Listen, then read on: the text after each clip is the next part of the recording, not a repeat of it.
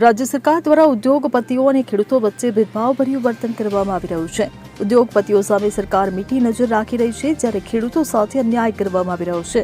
ત્યારે સુરેન્દ્રનગરમાં પણ તંત્ર દ્વારા ખેડૂતો સાથે આવી ભેદભાવભરી નીતિ અપનાવવામાં આવી રહી છે। ત્યારે કોંગ્રેસ આ મામલે મેદાને આવ્યું છે। કોંગ્રેસ નેતા ઋત્વિક મકવાણાએ સુરેન્દ્રનગર કલેક્ટર પર ગંભીર આક્ષેપ લગાવ્યા છે અને ખેડૂતોની સુરેન્દ્રનગર રાજચોક ખાતે એકઠા થવા આહવાન કર્યું છે। ઋત્વિક મકવાણાએ જણાવ્યું કે છેલ્લા કેટલાય સમયથી ખેડૂતો તરફથી અનેક પ્રકારની રજૂઆતો મળી રહી છે। ગત વર્ષની અનાવૃષ્ટિની રકમ હજારો ખેડૂતોના હિસ્સામાં આજે પણ આવેલ નથી।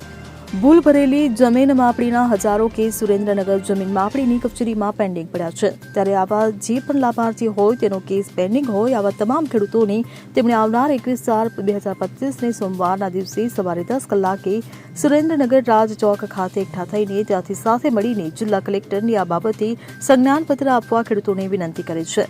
આ સાથે તેમણે આક્ષેપ કર્યા છે કે તંત્ર ભેદભાવભરી નીતિ અપનાવી રહ્યું છે। Bureau report CN24 news. હવે જુઓ દેશ દુનિયાની તમામ ખબરો તમારી આંગળીના ટેરવે।